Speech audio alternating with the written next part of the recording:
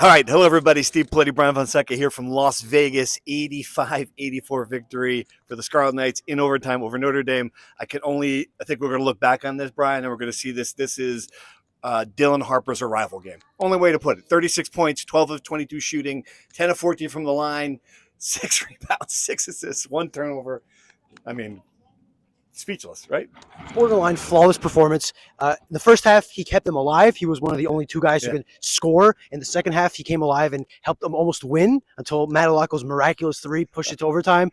Then in overtime, he again puts them in position to win. He hits, I believe, 5 free throws in a row to kind of put him up. And a game they should have been winning by then. Matalako again hits 3 insane threes. If it wasn't for Matalako's insane performance, Dylan Harper would have won this game in regulation. But you come away feeling like this is the best guy on Rutgers roster, one of the best guys in college basketball. And for opposing teams, it's going to be so hard to stop him because Micah Shrewsbury looked perplexed. They put so many different things on him, and they could just not stop him from getting to the hole and finishing. Yeah, it gets to the basket. And then we're not, obviously, going to talk about the 36 points.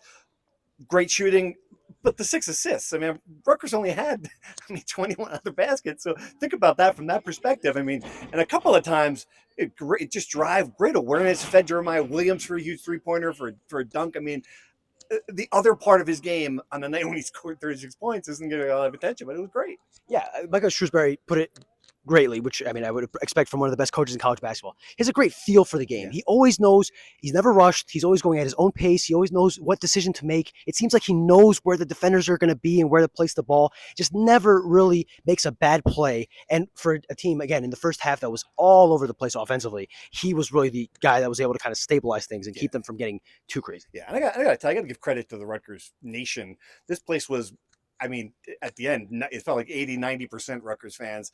Loud RU chant, let's go Rutgers chant. I mean, we are not close to home here for this. I get it might be a chance for West Coast Rutgers fans, I don't know how many they are, to get out here, but it was just a great showing. It turned out to be a great atmosphere, and I mean, certainly they were rewarded by just a fantastic game. 2 games. I mean, Houston, Alabama was a great game before this. I mean, just a good night of college basketball. The West Coast fans finally get a good night. The East Coast fans, poor them. If you're up and watch this video live, God bless you. But yeah, just an excellent game, and I think a cathartic game for a lot of Rutgers fans who were in Dayton and watched Notre Dame win in double overtime in one of the more painful losses you could possibly have.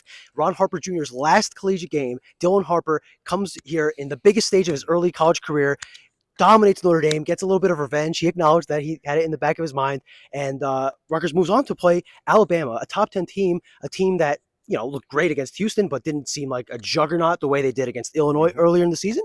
And listen, is it likely? No, but Rutgers has a legitimate chance of knocking off a top 10 team and going to a championship game where if they win, they get another $1 million in NIL money. Talk about incentive. I know. I don't, and you say not likely, but all you see this time of year are upsets. Alabama looks really good. I mean, obviously beating Houston, which I think might be the most talented. I think they think might be the most talented team in the nation. One interesting wrinkle, of course, Cliff Omori. They'll get to face him again. Didn't play a lot in this game. If you're watching it down the stretch, wasn't in the court at all in overtime. Wasn't his night. 3 points, 4 rebounds, something very, pedestrian line. I do think, though, he's going to be on the court a lot more for matchup issues against Rutgers. Yeah, and I think he has a big advantage there at center. Rutgers didn't really do very well inside today. Manuel Bole against 7 minutes. Lathan Somerville up and down. Zach Martini had a very quiet game, but good game in the sense of getting some charges and doing some disruptive things that don't show up in the box score. But he was one of the few guys. Tyson Acuff had 7 rebounds. Jeremiah Williams hit some big shots. Tyson Acuff's your leading rebounder in a 45-minute game. That says a lot. That does speak to, yeah. And if you want encouragement, I guess Rutgers won this game, a crazy, chaotic game, with Ace Bailey not having a great game, not rebounding a lot, not scoring a lot. And I guess if you want hope, Dylan Harper's not going to score 36 points against Alabama. I mean, probably not, right? But even if that gets down to 20, Ace Bailey could play better and have 20 himself. Yeah.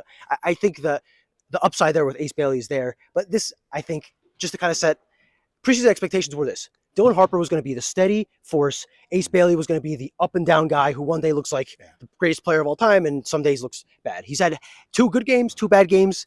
And Dylan Harper's had 6 great games. Yeah, the steady is right here. That's where the steady force is, which is incredible. All right, let's sign off here. We'll be back here tomorrow night. Wow. Actually, tonight. Is it tonight yet? Well, soon.